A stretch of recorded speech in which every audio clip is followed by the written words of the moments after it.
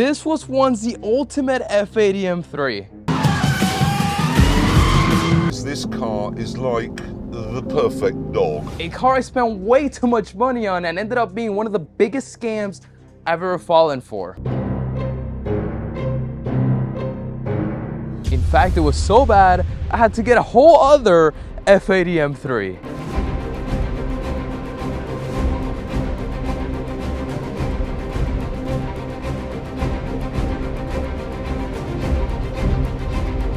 There's only one thing left to do. We're building an F80 M3 completely from scratch.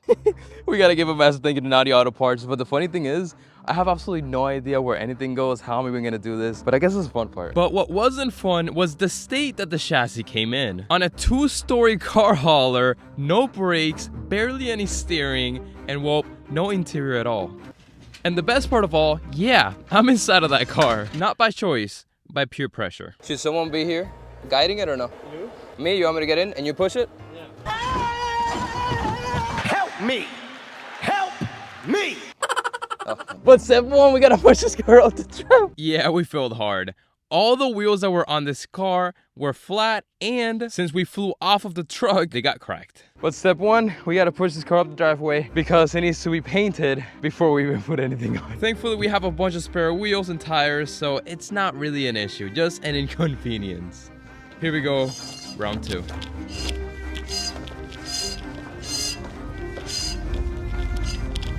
Let's go. Meet Sally. She may not be the prettiest or the most well put together, but she does have a massive purpose in our dream, in our journey, and that is she's going to be Veronica's new body.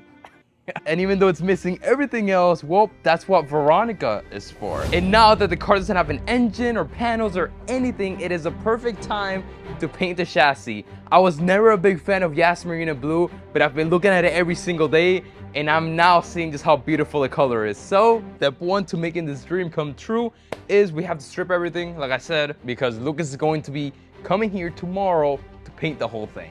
How crazy is that? Let's go. When you have a car this stripped, you can really see all the detail that BMW puts into it. Like all of this heat shielding on the passenger side of the engine because, well, that's where the turbos are, so they try to keep heat in. And a lot of other really cool details that you wouldn't notice if the engine was in the car. But what's really cool is that the Yasmarina Blue was actually the chosen color when this car was launched back in 2014, I believe. But aside from all the shielding, we also have to disconnect the AC lines and the lines that go to the heater core, as well as this little mini computer, I like to call it, as well as all this wiring because I don't want anything to get wet. We're just gonna throw it right where the cubbies are. And now we can get to the cleaning. The plan is we're going to throw on some degreaser, let that soak for a little bit, and then we're gonna do a hard power washer in all of the engine bay in all these areas. And you're also probably wondering, how are we going to paint this car? Well, yeah, you just wait.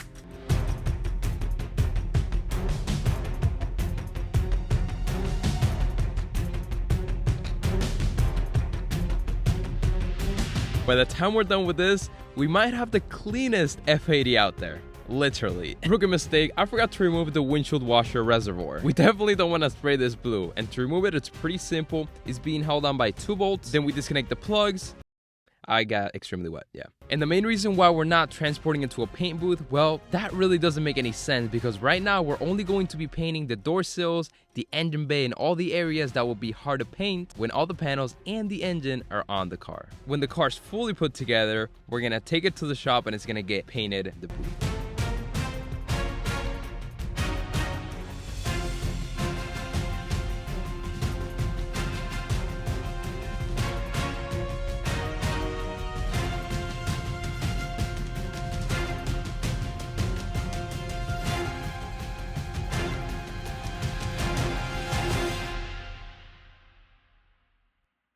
Now, we're painting the chassis here at home for the first time ever in the history of this channel. You may be wondering, he's very well prepared. Not quite. We're going to be using this compressor from Temu. I'm pretty sure no one at BMW thought this would be a scenario going on in life, but here we go. We're putting Lucas to the test. Okay, it might be a little hard with the Temu compressor, but he's checking it out and... yes! It looks like the Temu compressor is going to work.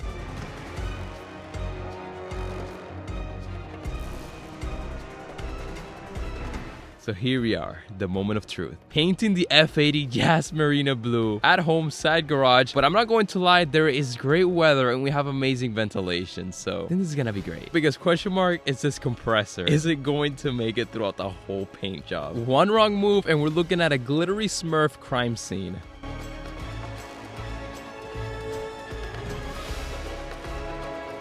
The blue is fully put down and now he's putting down the clear, and look how incredible that looks. And the Timo compressor, it's holding on just great. I think he's going to pull this off.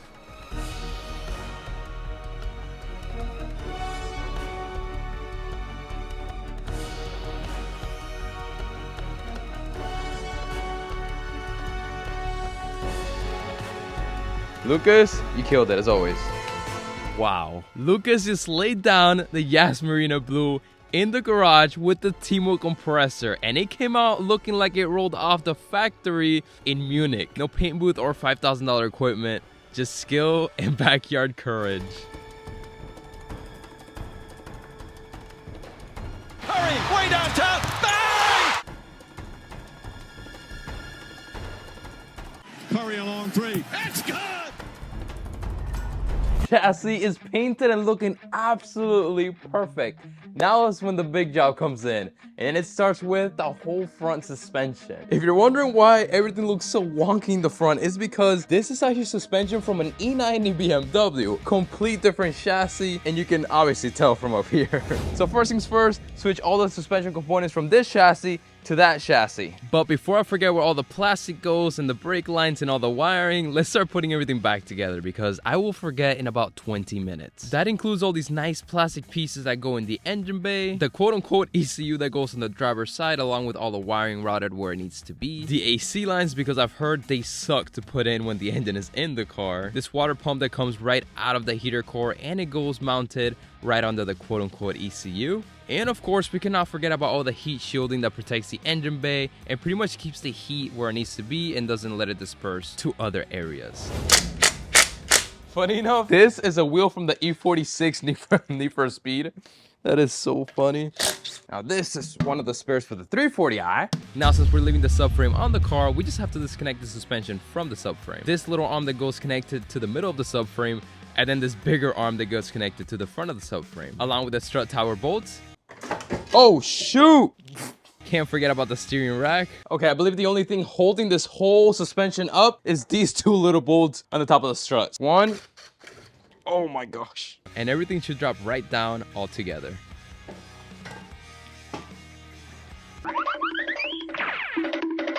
Believe it or not, I'm gonna try to do the same thing we just did with this suspension. Now it's gonna be way harder and heavier, but it might save us a lot of time, which we need to save. Yeah, I've never seen rotors like this. That is rusted. Thankfully, we do have new rotors in the way. Do not worry.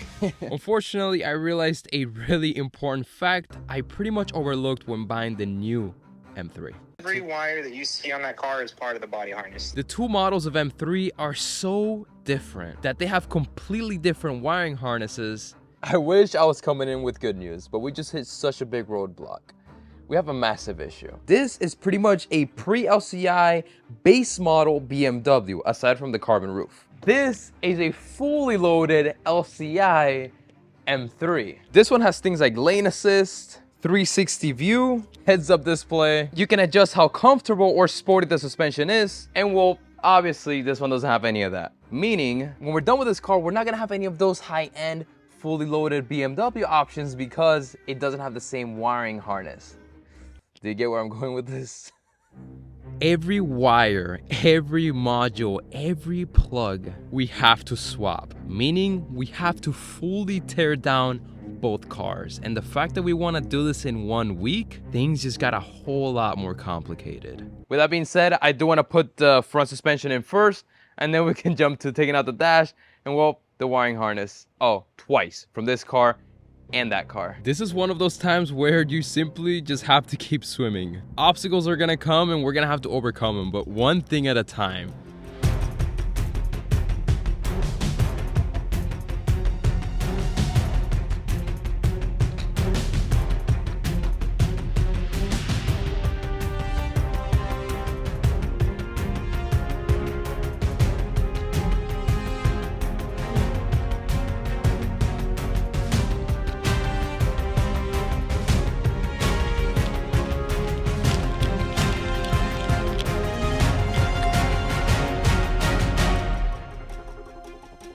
and we used the same exact strategy that we used when removing the old suspension. It made everything so much easier.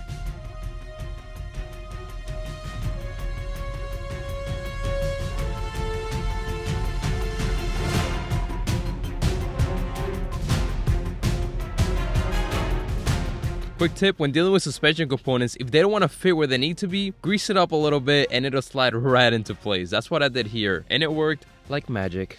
Next up, we connect the steering rack, which is being held on by 2 bolts. And then the steering shaft. This is how we steer the car. It's being held on by 1 little bolt, which I never understand. If that little bolt goes loose or snaps, it's pretty much game over. And voila, we have successfully installed the M3's front suspension. It looks amazing, aside from the rotors. But with that being said, the fact that we're doing this in a week may make this sound kind of crazy, but a little new modification just came in for the wife's car. We gotta install it real quick. We just do. And that is Wolfbox's new G900 Pro dash cam. This thing is really unique. Like, it's cool. This is definitely not your usual dash cam. As you're seeing, it comes with 4K front footage and 2.5K rear footage. And another reason why this is not your typical camera is it goes mounted on top of your rear view mirror, which is okay because you can actually set the camera to project the rear footage on it at all times, so you still have a rear view mirror, a digital one, and it's recording the whole time. It doesn't get better than that. The really cool thing is everything is GPS tracked, so you see how fast you're going and the location.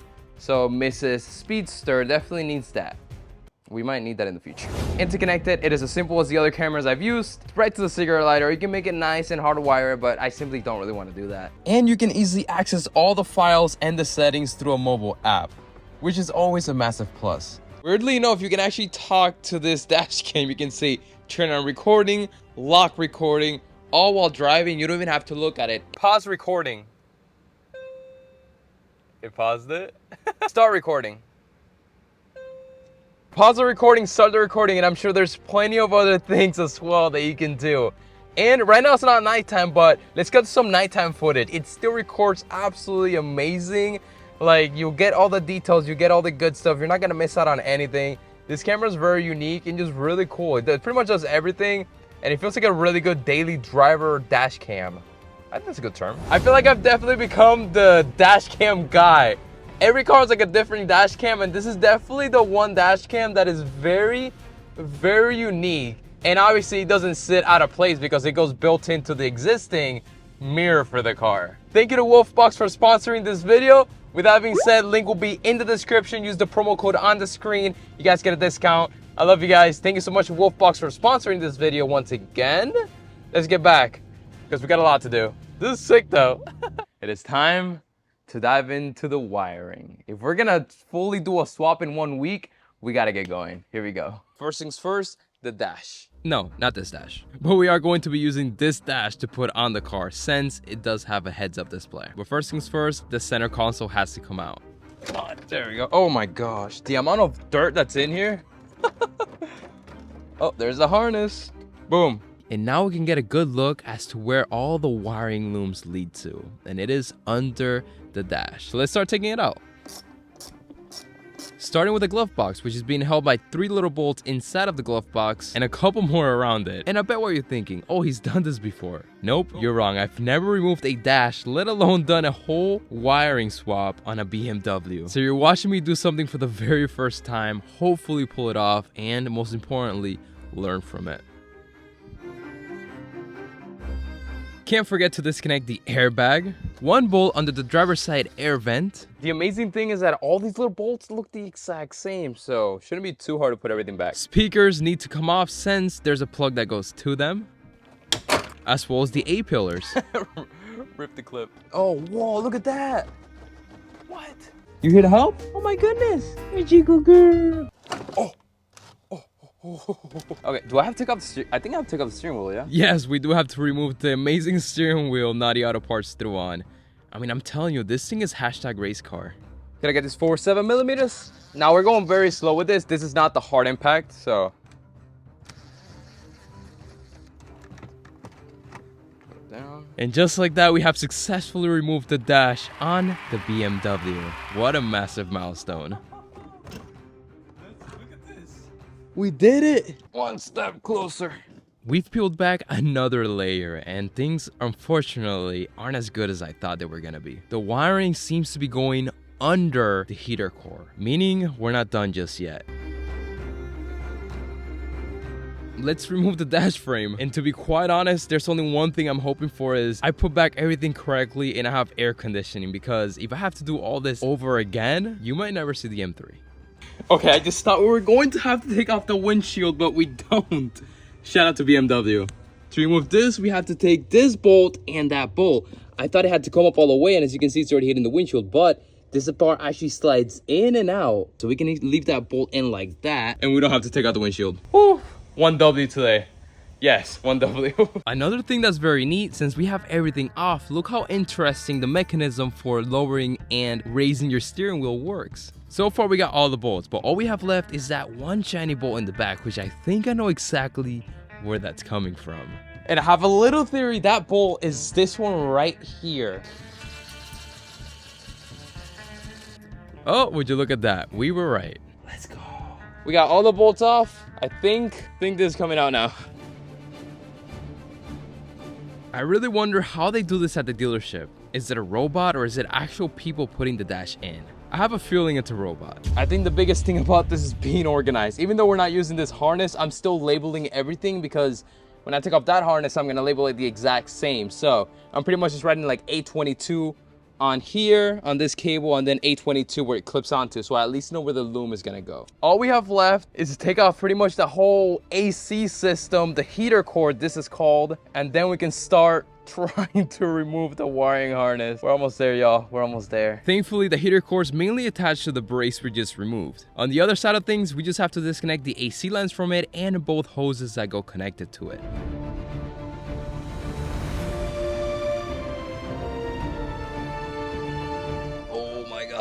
Here we have a heater core.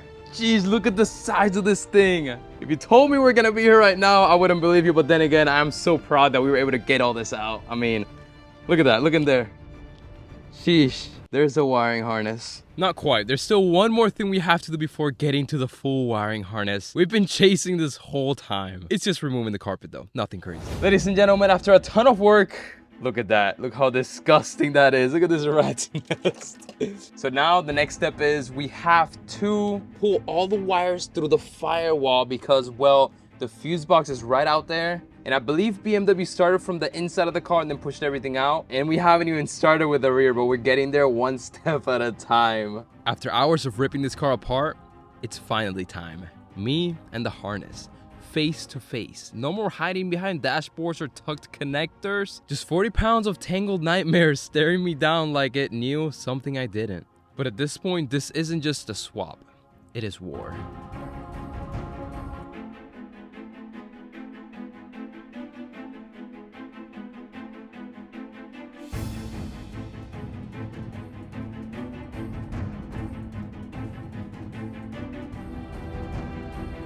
We got the whole wiring harness from the front of the car, inside of the car, and that was honestly my biggest worry, and I think we just passed the most difficult part. One more thing I do have to do in the front is disconnect it from the fuse box, but that shouldn't be too difficult. What a day. I can't believe we're trying to pull this off in a week, but I think it's gonna be possible. I think we're gonna be able to do it. You know what was no, fire. You know what is he saying? He's right. Okay. The fact that I'm doing all this without gloves, bleh, we are for sure cleaning this up good before it even goes in.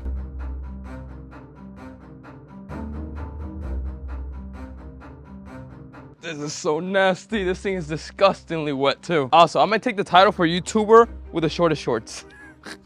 Let's remove the rear trim because there's a lot of wiring back here. We got this, we got this, we got, I don't know, we got. As for the rear, everything is hiding under these panels, which are being held on by a ton of clips and one big hex bolt. Once we got them off, now we can see what we're dealing with. And in case you're crazy enough to do this one day, I'm gonna give you a hint. Take lots and lots of pictures and videos so you know how everything goes routed, where it goes plugged into. Trust me, you'll thank me later. And this would be a lot more fun if it wasn't an oven in here. 90 degrees with 58% humidity.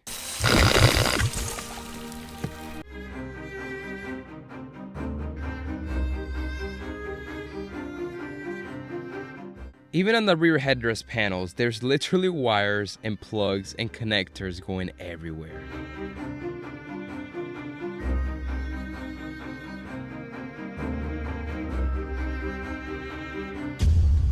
Looks like we're going to the roof. Honestly, I didn't want to, and I thought everything would end here. Like, why couldn't things end in this connector? But it looks like we have to go into the roof because there's, I believe, one wire connected to the side airbag. Same on that side.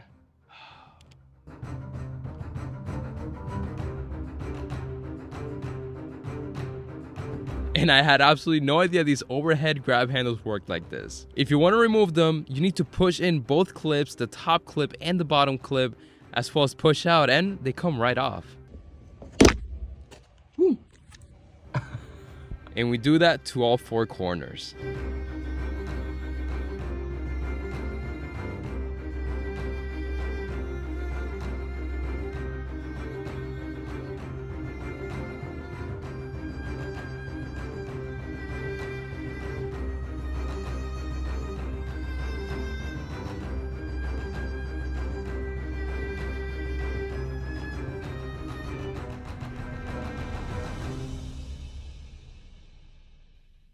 Can't believe I'm saying this, but lastly, there's one plug, or actually 2 plugs connected to the rear differential area. And aside from the rear suspension plugs we also removed, that should be it.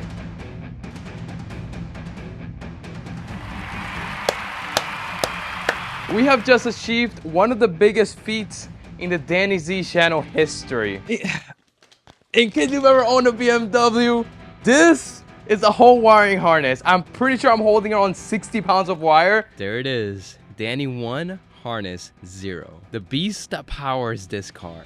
Or you could say, the brainstem. We have ripped it off. And I know you're probably thinking the craziest thing, how the heck are you gonna remember how to put this back? I'm gonna be completely honest with you right now. I don't know yet, but I do know something. If we come over here, now we have to do the same thing again on this car. This car has a lot more things still on it, so more disassembly and the same headache all over again. So with that being said, I love you guys so much.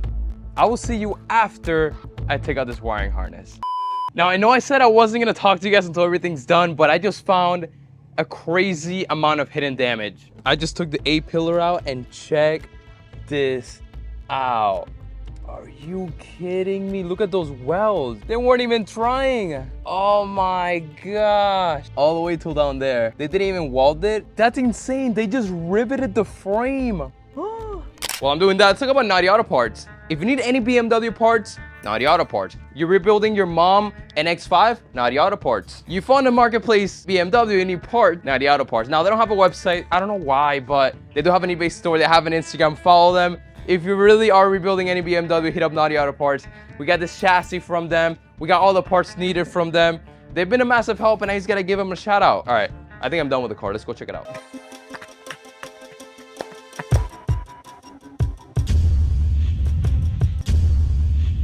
On a serious note, I'm currently laying next to wiring harness number 2. Time to figure out pretty much where anything goes, because I don't remember if I labeled everything correctly. If I didn't, I probably didn't. So this is gonna be a fun one. Before we throw on this bowl of spaghetti back into the car, I do want to separate it by sections. Front driver side, front passenger side, roof, dash, rear driver, and rear passenger. And as we're pulling in the harness little by little into the car, we're immediately guiding it to where it's supposed to go. Whose idea was it to do something like this? Like, I shouldn't have done this. I really should.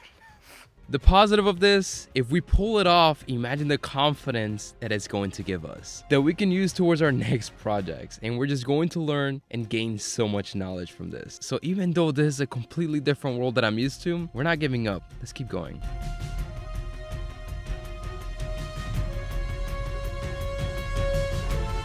Big moment right here, y'all. Big moment right here. Boom, right here. Boom. First plug is on.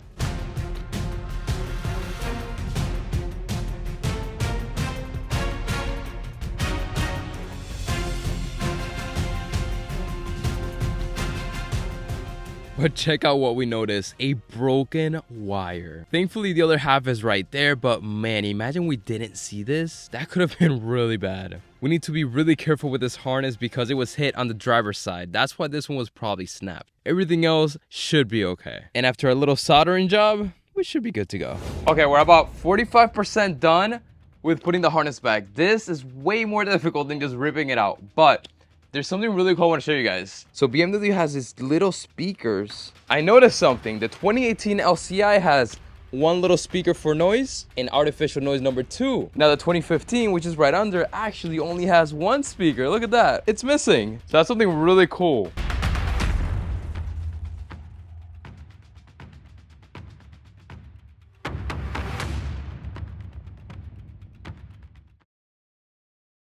Okay, I have not seen any of this mess in 2 days. Here's why. On Saturdays, I don't really like to work on cars because of the Sabbath.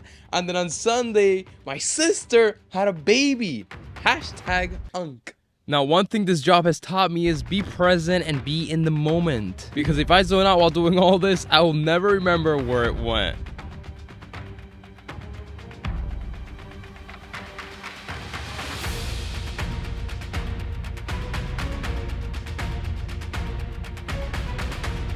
And look at that. We're pretty much almost done putting the harness back into the car. Things are looking really good.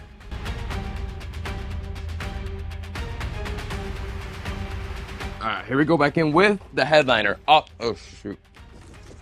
I guess you could say there's a nice thing about not having any interior. The headliner is easy to put in and out. Also, another thing is, Kevin did wash all the floor mats for me. W Kevin in the chat. So yeah, those are still drying. That needs to go back before we even put on the dash, which is today's goal. So we'll wait for that to dry. We'll put it in the zone.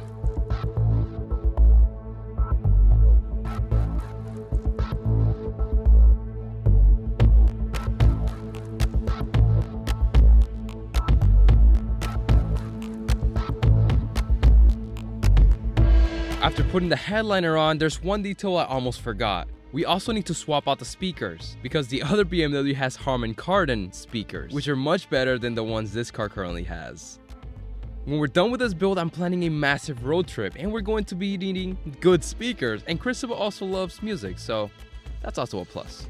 I almost forgot. We're turning the new F80 into manual. We gotta switch out the pedal.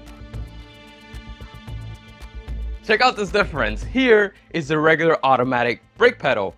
Well, BMW, whenever it's manual, it actually implements the clutch pedal into the brake pedal mechanism. This hose goes connected to the master cylinder, and then here where it gets fluid. And this goes directly to the transmission. How cool is that? Comment below, what was the first ever car you drove manual or learned how to drive manual in? Mine was an Acura TSX. How crazy is that? Boom. Oh, I'm so excited for this. It has to be manual. I mean, when rebuilding this car, it needed to stay manual, 100%. The brake pedal is the one that goes over the master cylinder. Make this one up here.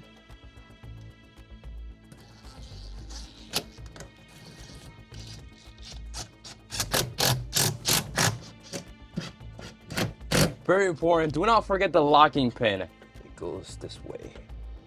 Slip. All right, there you go. I present to you the manual M3. Let's go. Now the funny thing is, since it's an automatic chassis, all they do is plug up where the manual line would go through. I truly wonder how many automatics have that little hole open because during the assembly line, something like this happened. Damn, I don't remember if that's gonna be a manual or an auto. Jimmy, we're doing the match right now. Is this one an auto or manual? I gotta know which match to use. That one's auto. I mean manual. I mean auto. It's an auto. All right. I'm pretty sure Jimmy was fired that day. But this hard line goes right to the pedal like I showed you guys, and the soft line goes connected to the transmission. I can't believe I'm saying this, but we're throwing everything back into place. And of course, it starts with the carpet because it's wiring harness, then carpet, then heater core.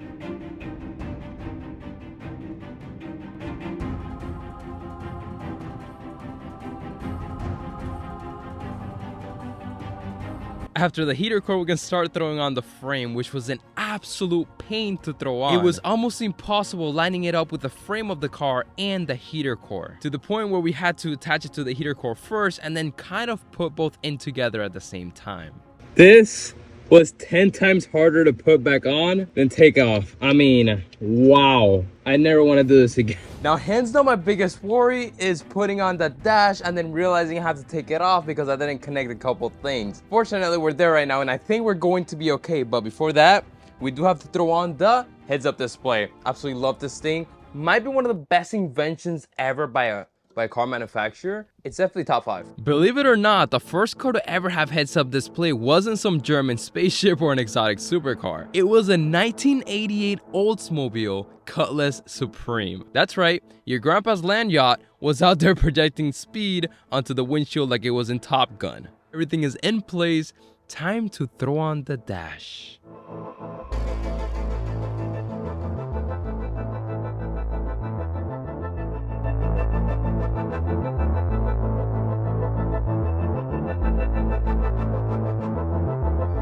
Now we can throw on the cluster.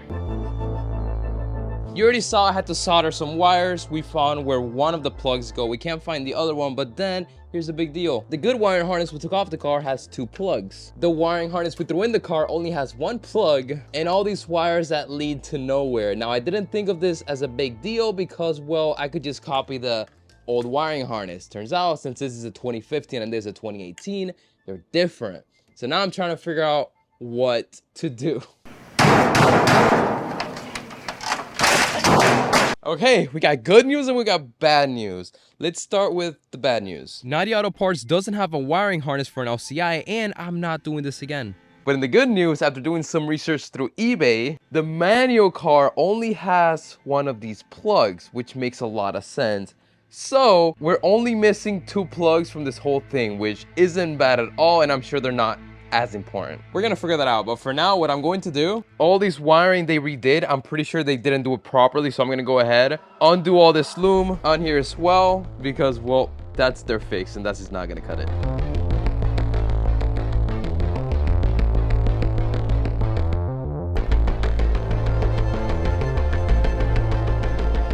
But check this out. This is where I'm soldering the wires. This is such a bad fix.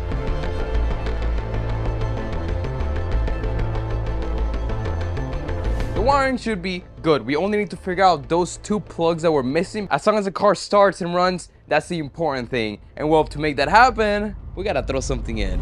The engine, baby. But before we do that, the crash was so big it actually broke the manual transmission shifter, so we had to get a new one. It's very cool how this goes attached. Everything is pins and clips, not a single bolt. And just listen to how good that transmission shifts.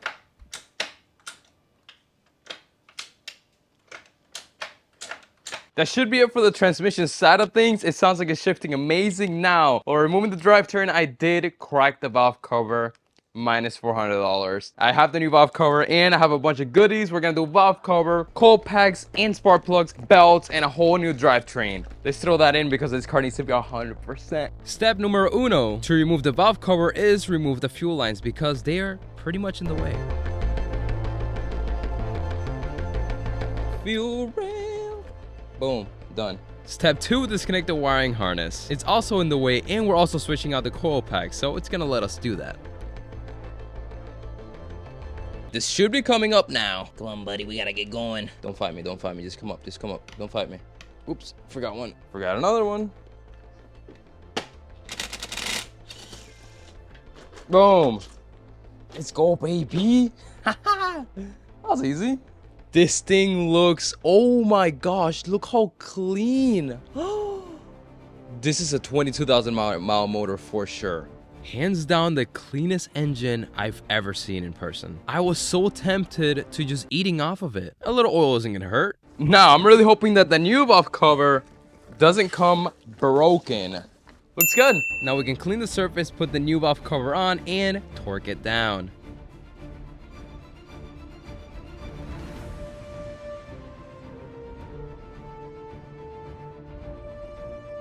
We also have to remove the spark plugs because we are throwing on new spark plugs. This car is set for a while and I just want all these parts to be new.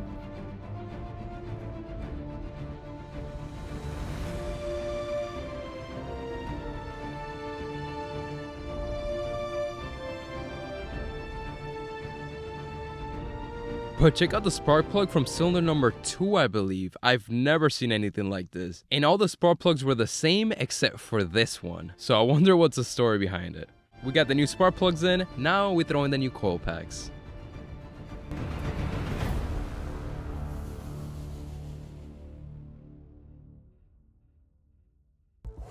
Another bad thing from this car sitting for so long is there's so many leaves inside of the engine bay. Let's clean it now that it's outside of the car, baby. We've got a couple days left. Here we go. This is like the final finish line. Chassis and wiring, done. Engine stuff, done. Meaning it is time to mate. Not like that though, not like that. Remember y'all, pull with your back, Instead of pulling with our back, we're actually going to use the jack. Jack it up, pull with the jack towards the car, as well as push the cherry picker with the engine and transmission on it. This is gonna make things a whole lot easier rather than picking it up and possibly breaking my ankle. Mira, dale para allá, número. Dale, come on. Dale para.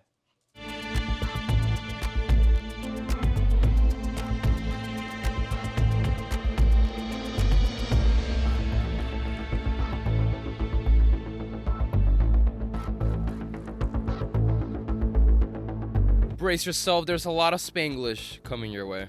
Lo que vamos a hacer es, I'm gonna meterme ahí, I'm gonna lift it up, y I'm just gonna try to ponerla aquí.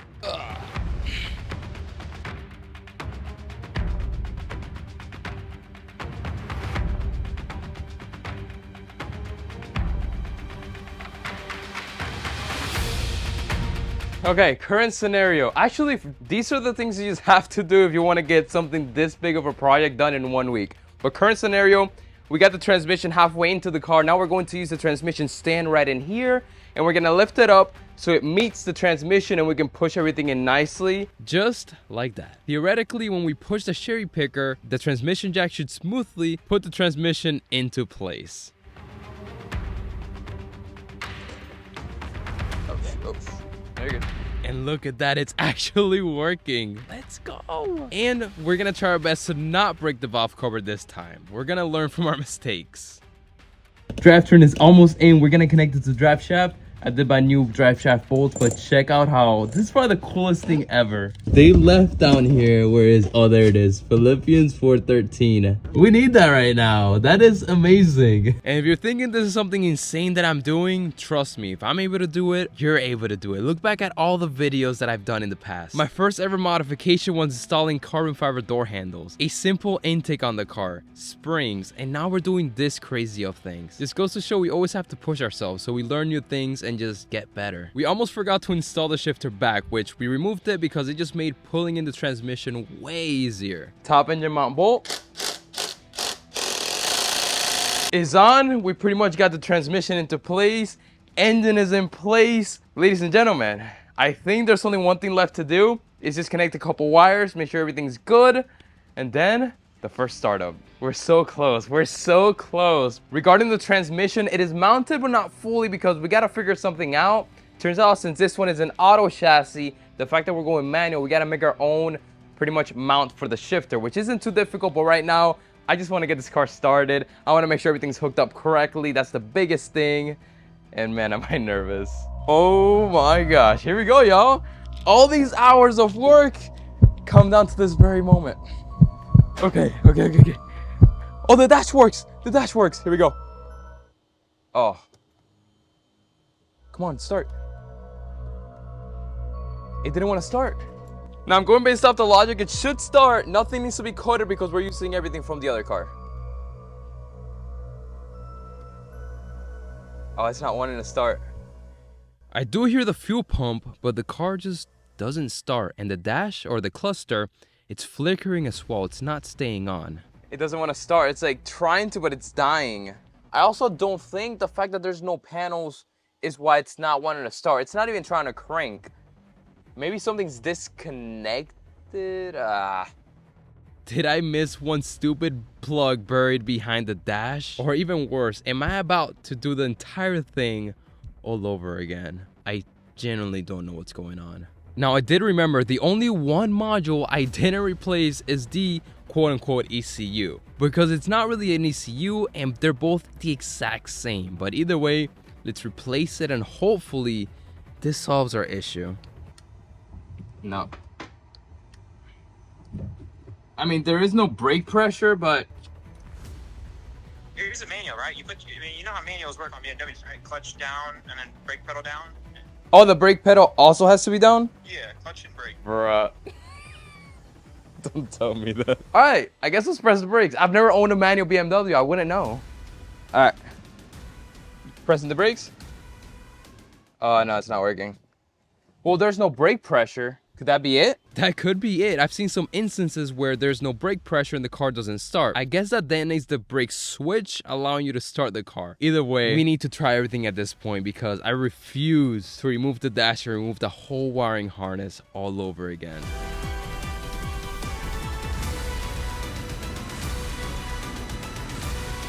Here we go.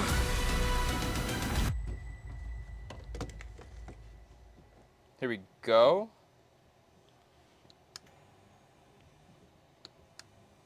No. Wow.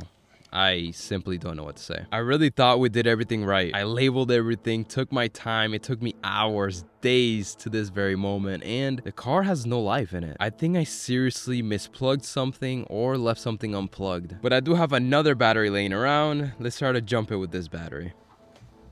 Nope, nothing. The fuel pump still comes on, but nothing. Let's grab the battery from the 340i, which is brand new, and see if it's just a battery issue.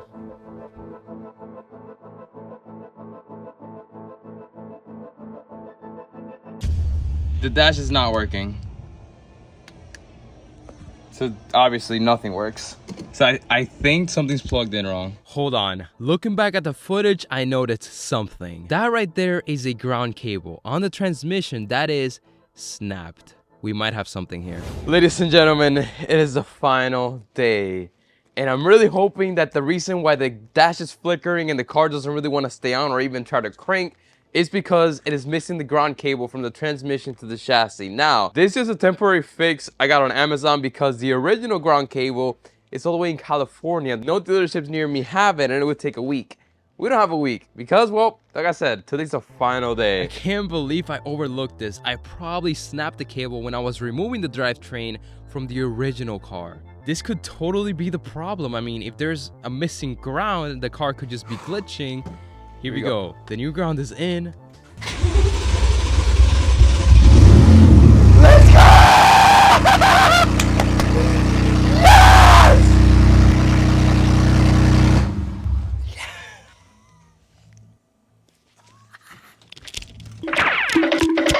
Let's go! Yes! That was the issue! Listen to that thing. Everything works!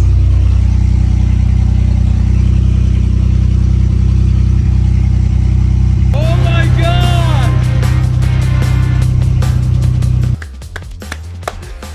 We built an F80 M3 from scratch in 7 days.